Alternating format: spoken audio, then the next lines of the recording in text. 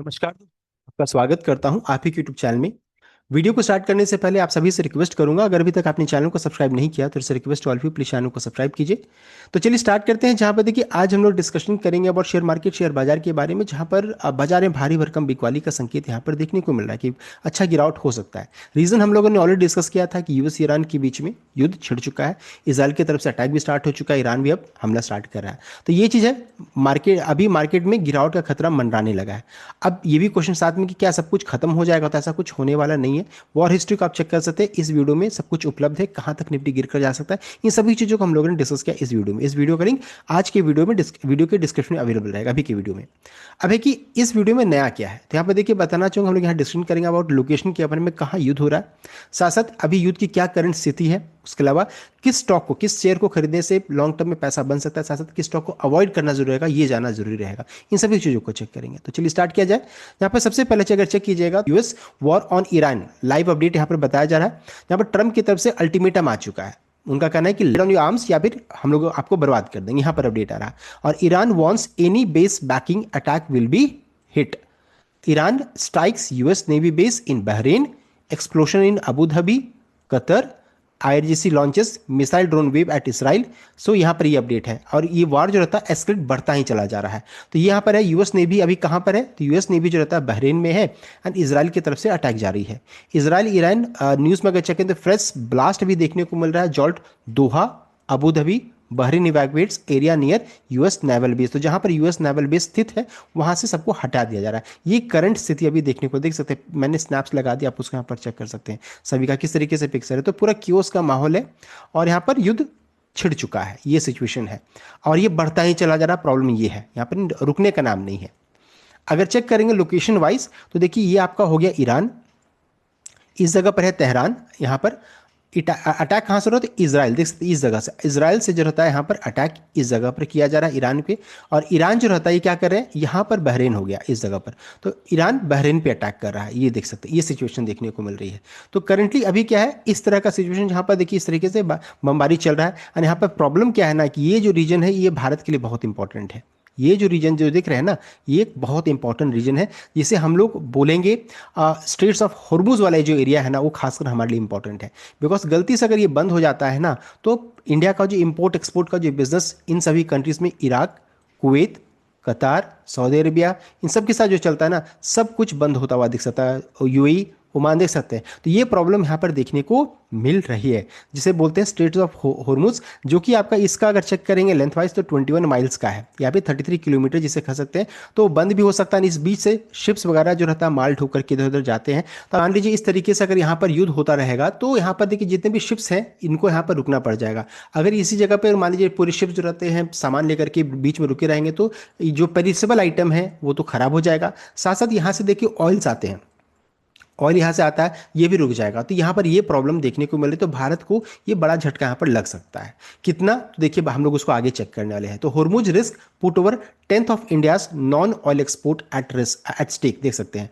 Escalating West Asia tension exposes 47.6 billion of Indian shipment to Gulf market reliant on Straits of Hormuz trade corridor, देख सकते हैं। तो जो हम लोगों ने कल भी डिस्कस किया था कि हॉर्मुज जो अगर ये बंद हो जाएगा तो इंडिया के लिए मुसीबत बढ़ सकती है, इंडिया के लिए बहुत लोगों के लिए यहाँ पर मुसीबत बढ़ सकती है। तो देखिए फिर ये अभी मुद्दा सामने आ रहा है जो हम लोगों ने कल डिस्कस किया था। अगर चेक करेंगे तो क्रूरल रिलायंस में nearly 50% of India's import transit the strait, up from 40% in late 25, यानी कि पहले 40% था जो बढ़कर के 50% हो गया। नॉन ऑयल एक्सपोर्ट में चेक करेंगे तो 10% of total non petroleum exports are vulnerable to Gulf disruption.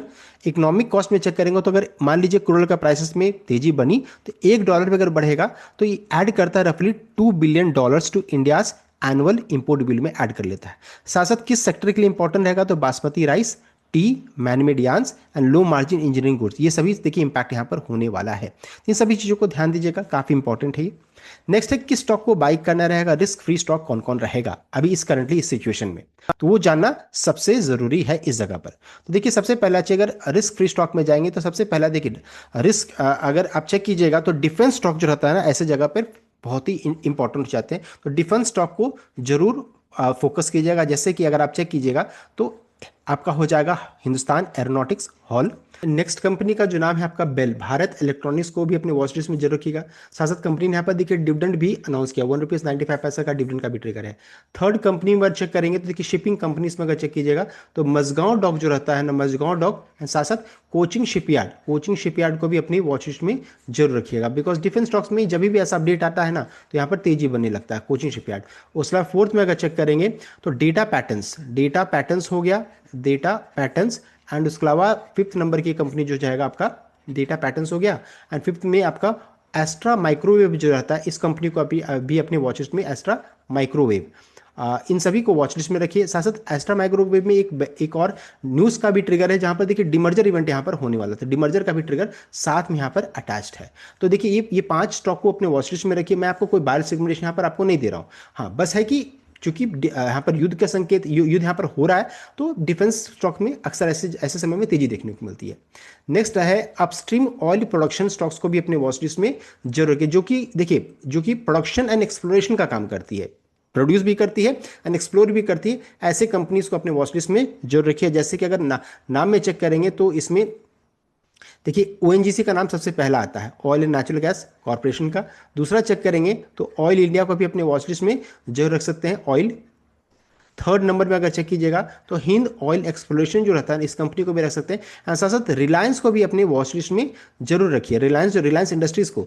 अब ये देखने वाली बात है इसका कैसा असर देखने को मिलता है। अगर मान लीजिए पॉजिटिव असर देखने को मिला तो ये भी, इसको भी अपने वॉच लिस्ट में जरूर रखिएगा। लेकिन हाँ, ये दो कंपनी जो रहता है ना, अगर मान लीजिए क्रूड के प्राइसेस में तेजी बनेगी तो सबसे ज्यादा इंपैक्ट इन दोनों स्टॉक्स में देखने को होता है, पॉजिटिव इंपैक्ट, यानी कि यहाँ पर खरीदारी बन जाती है। तो ये हो गया, हम लोगों ने चेक कर लिया। उसके अलावा रिमेनिंग में अगर चेक करेंगे तो gold ETF and silver ETF को भी अपने वॉच में जरूर रखिएगा, बिकॉज देखिए अभी अपडेट आ रहा है कि US Iran Israel war tension spark bullish outlook for gold and ETF. यहाँ पर नया देखिए बुलिश आउटलुक आ रहा है गोल्ड एंड सिल्वर को लेकर के। लेकिन मंडे के दिन में कमोडिटी प्राइसेस को जरूर चेक कि सिल्वर एंड गोल्ड के प्राइसेस में क्या है। कई बार ऐसा अक्सर होता है कि हम लोग सोचते हैं बुलिश, लेकिन फिर मार्केट क्या बोलेगा कि नहीं, युद्ध को लेकर के तो गोल्ड एंड सिल्वर पहले ही बढ़ चुका है, तो उसको पहले वॉच कर लीजिए क्या सिचुएशन, उसके बाद ही निवेश कीजिएगा। अगर मान लीजिए तेजी बनेगी तो गोल्ड एंड ईटीएफ में आप निवेश कर सकते हैं, आपकी इच्छा है। एंड नेक्स्ट है आपका डिफेंसिव आईटी स्टॉक्स को भी अपने वॉच लिस्ट में रखिए। डिफेंसिव आईटी स्टॉक्स का मतलब जैसे हो गया, देखिए ऐसे आईटी के लिए तो ये नेगेटिव न्यूज़ है, लेकिन आईटी स्टॉक को इसलिए वॉच लिस्ट में रखने का जरूरत है बिकॉज ये ऑलरेडी बहुत ज़्यादा पिट चुका है। जैसे इन्फोसिस को रखना चाहिए, इन्फोसिस। उसके अलावा है HCL technology, HCL tech shares को भी रखिए, एचसीएल टेक्नोलॉजी को। थर्ड में टीसीएस को भी रखिए, टीसीएस को भी अपने वॉच लिस्ट में रखिए। एंड अगर चेक कीजिएगा तो तीनों में देखिए नेक्स्ट 1-2 महीने के अंदर में डिविडेंड का भी अपडेट आ सकता है। तो डिविडेंड आईटी स्टॉक्स को भी चाहिए, डिफेंसिव आईटी स्टॉक्स को, एंड यहाँ पर डिविडेंड का भी ट्रिगर है। साथ साथ एंथ्रोपिक को लेकर के जो रहता है ना, अभी हम लोगों ने डिस्कस किया था इससे पहले वाले वीडियो में कि एंथ्रोपिक को लेकर के पॉजिटिव अपडेट यहाँ पर आ रहा है कि एंथ्रोपिक को जो रहता है यूएस की तरफ से जो उन्हें डील मिल रहा था डिफेंस को लेकर के, वो कैंसिल होता हुआ दिख रहा है। तो इन सभी स्टॉक्स के लिए इंपॉर्टेंट रहेगा, तो इनको भी अपने वॉच लिस्ट में जरूर रखिएगा। नेक्स्ट लिस्ट की ओर बढ़ेंगे तो अवॉइड वाला लिस्ट, यानी कि किस स्टॉक को अवॉइड करना जरूरी रहेगा। तो अवॉइड के लिस्ट में देखिए सबसे पहला कंपनी तो हो जाएगा इंडिगो।